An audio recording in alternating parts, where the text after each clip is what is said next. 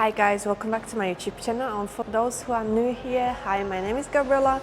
I'm a certified personal trainer, performance nutrition coach, and I've been coaching over the past 5 years, both in person and online as well. In today's video, we'll go through 5 advanced glute exercises, and when I say advanced, it does not mean that they will be overly complicated using different types of equipment all at once.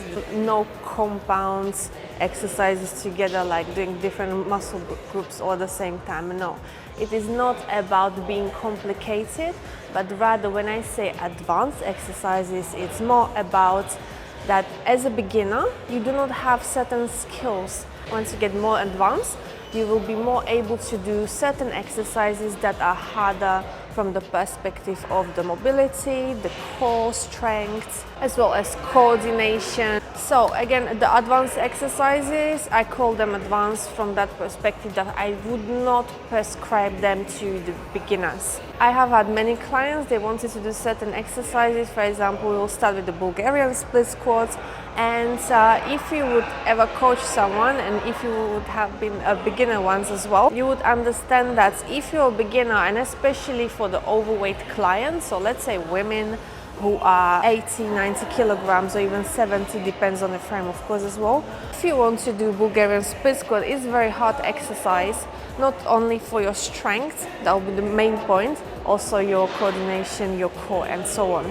So if you are overweight clients, you will have to lift almost all your body weight. So when you do the Bulgarian split squat, it will be very hard for you to lift all that body weight up on just one leg. That's why I would not recommend to prescribe, for example, Bulgarian split squat to a beginner client. So we'll go through certain movements that are a little bit more advanced. When you start, you will have some good foundation already as a beginner, and as you progress, as you get stronger, and as you will understand the basics and how to move your body, how to breathe correctly, how to engage your core, then you can start with these movements as well. So the first exercise, as mentioned already, will be Bulgarian split squat. So for the Bulgarian split squat, we need a bench. Now mind, again, it is a bit harder exercise to do. There are different variations that you can do as a beginner. For example, reverse lunges, which are a bit easier. You can do them supported, you can do them with holding the dumbbells in your hands. So split squats will be again a little bit easier. And then front foot elevated split squat, back foot elevated split squats, but I would say one of the harder variations is the Bulgarian split squats. For that one, we need a bench. So I will show you the correct form. No cheat codes and everything what you've seen on social media. What I like to do instead is just to step close to the bench, so my calves will be touching the bench, and now you will do a nice step forward. You do not want to be doing a big step forward because that will be too far for you, and then also you do not want to just step a little bit. So just a nice step forward. When you straighten your leg, step, and now you will place slowly, always engage your core. You need to have it strong as well. Just place that back foot on the bench. You can also do this, but I prefer personally to just rest my whole foot on the bench. In order to engage your glutes more, you will need to lean forward with your torso to a kind of 45-degree angle, and then drive the hip back. We will be focusing on driving hips back to get that nice stretch in your glute at the bottom, rather than if you would do, for example, shorter step, you'll be going too much forward. That will be more core dominant movement. So again, the step needs to be a bit bigger. You will lean forward. Again, the core needs to be engaged as well. Now we drive the hip back and focus on that stretch at the bottom. Also, you need to make sure that at the bottom you'll go to horizontal position. If you would finish just here, you wouldn't get that stretch. Remember that the glutes are working the hardest at the bottom when you stretch them. And then make sure that you are pushing just for this leg and not engaging the back one too much. Stretch and push the floor away. Again, down and press. So that will be the Bulgarian. Now we'll grab the dumbbells. Step close to the bench, one step forward, slowly place the back foot on the bench, engage your core, lean forward slightly, and perform a control movement. You can always slow down at the bottom slightly. 2, stretch, and push the floor away. And that's how you do Bulgarian split squats. The next exercise will be low bar squat. And the reason why it's advanced, I would say it will require a little bit more of the flexibility, mobility as well. Now, when we compare the high bar squat and low bar squat, the reason why we want to do the low bar squats to grow the glutes is that it will allow you to lean forward more because the bar will be lower on your back, okay? So you'll be forced actually to lean forward more, and this will allow you to drive the hips back and stretch your glutes more. Compared to if you would do the high bar squat, you would use more of your legs, so you would stay more straight. There you can't go forward as much, and you would engage more of your quads. For this variation, when we talk about the high bar squat, I also like to place the plate under my heels to help me to reach even lower. In this case, we'll be doing the low bar squat. Many people say that the squats are not actually good for the glute growth. And then there are some old school people that they say that you have to squat and you have to squat with the ass to grass in order to grow glutes, which I would say none of them are completely true. Squats, if you like them, is a very good exercise for the glute growth, also for your legs. And depends again how you execute it, but you need to make sure that you will do that low bar position if you're using a barbell to get more of your glutes compared to the quads. By positioning of the barbell and also your torso, your legs, you can make the movement more quad dominant or more glute dominant. So in this case, we are going to do the low bar position. So now the difference between high bar and low bar squat. For the high bar, you would place the bar on your traps. This is the normal position. Now, if you do a low bar squat, you will need to go under the bar, squeeze again the shoulder blades together, and you will position it lower. This would be your position. So you can see that it sits lower on my back. Now I step slightly back, so we know how to squat already, of course, when you're more advanced. And here you will need to lean forward more. And this will again allow you to drive the hips back and stretch the glutes. We will go just to the horizontal position where the glutes are fully stretched. If you would go lower, you would just target your quads more. Hips back, go to horizontal, fully stretch your glutes, and then push through the heels. Down. Up. Also, your feet shouldn't be too wide apart. They should be a little bit more narrow in order to be able to drive the hips back instead. Similar to the low bar squat, we will do the good mornings now. Why similar? It's because we'll also need to use the low bar position. Many people do the good mornings with the high bar position, and that is not actually good. If you will position the bar high and now you will need to bend over, the bar will start sliding on your bones and on your neck, which can potentially hurt you, and also you will be very limited with the movement. You will not be able to load more because it will be actually causing you pain, and you can potentially get injured as well. So always you need to make sure that you will use the low bar position. And what is actually interesting, it took me actually a long time to figure out the whole movement. I didn't understand it quite, and I had these problems as well that I did not use the low bar position, but that was the first tip. The second thing is that it's actually like Romanian deadlift, especially when you want to target your glutes the most. Just think about Romanian deadlifts. Once you know how to do them, you will know how to do the good mornings as well. Same as RDLs, you'll place the feet on the hip width apart with the toes pointing straight. You do not go wide. This will be more hamstrings. So when you want to target your glutes, you are hinging. It's a hinge movement, so feet will be only hip width apart. Imagine that you have some equipment like dumbbells, barbell in your hands, hips to the back as far as you can, and the slight bend in your knees. First you go back as much as you can, then you bend a little bit more. And the same movement you would do as a good morning with the barbell on your back. So again, hips back as far as you can, and then to get greater stretch in your glutes, you'll just bend a little bit more. Okay, you don't want to squat down. So hips back and then bend. This will be how you do the good morning, so let's do that with the actual barbell.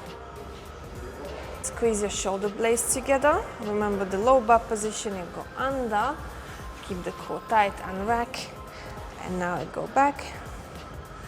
Place your feet hip width apart only, toes straight, engage your core, and now drive the hips back as far as you can. Bend a little bit, there's a nice stretch in your glutes, and drive up. You see that I'm not struggling with the barbell rolling towards my neck at all. It stays nicely in one position. Even if I would use heavier weight, it's still absolutely fine for me. Hips back, nice stretch in your glutes, and drive through the heels. Now, why I do not recommend to the beginners to do this exercise or the good mornings is because having the bar on your back and bent over, it will require again a lot of core strength, a lot of coordination as well. So it is better for you because it is basically the same movement as the Romanian deadlift. Learn and get strong on the Romanian deadlifts. First you can start with the dumbbells, after that you can move on to the barbell or even use the trap bar, that's the hex bar, like the cage around you. I love that so much, even more than the barbell actually. There is no need to be pushing yourself to do the good mornings, whether it's barbell or the Smith machine, because it will not actually help you to grow your glutes better than the Romanian deadlift. It is just sometimes good to have that variety in your exercises and in your training, and also I love to do good mornings as well, but I can tell that I'm more limited, especially if you're experiencing more of the lower back pain or if you're more fragile in that area. So then I would say using the equipment you will be holding in your hands, it will be actually better for you. So really depends, but for the beginners it will be really hard to execute, so just stick to the deadlifts.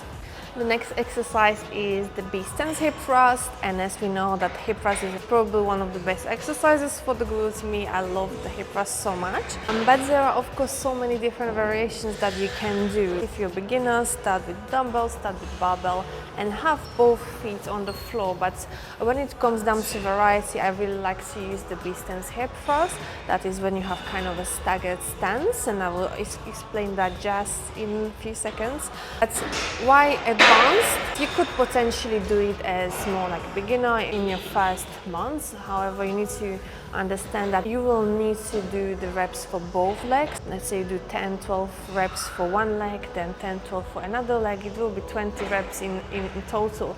It can be quite hard and challenging and exhausting at the same time to do 20 repetitions for the hip thrust, and you would also need to use lighter weight. If you can do only 40 kilograms now to do 20 reps or 10 reps for one side, 10 reps for the other side, you would use maybe just a barbell, 20 kilos. So that's one thing to think about. But of course, if your core is really strong and if you can perform that nice control movements again, as I always say that, then you can potentially do that, but I would really keep it for later on as well. Let's go through the form. First, you will use your setup for the hip thrust as usual. Nothing changes here. It is basically just about your foot position. You will roll your bar on you. Just make sure that you use the big Olympic plates that you can comfortably roll on you.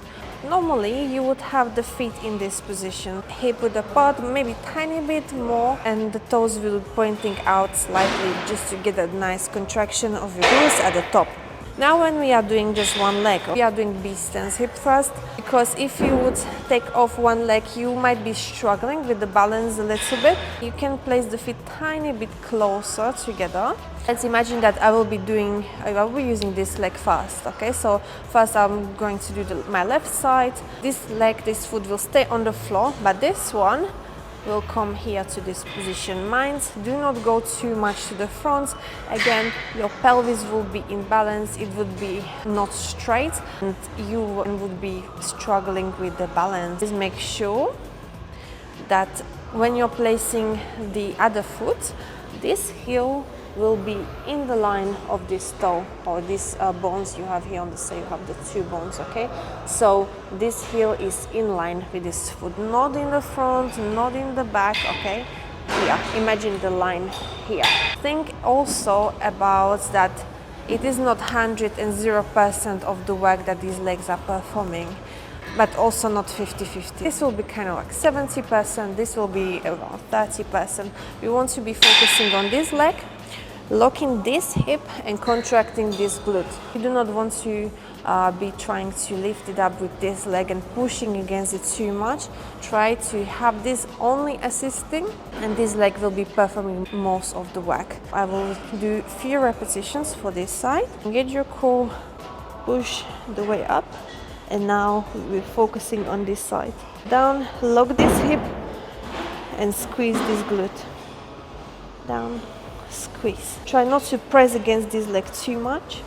Up, breathe in, up. One more. Always need to make sure that you lock the hip, squeeze. Now once we are done with that leg, we'll switch. This will go to that basic position, and the heel of the resting leg will go to the line of this toe. Same movements, engaging the core, push the weight up, and now we're focusing on this side. So you go down, drive through the heel, lock this hip, and squeeze this glute.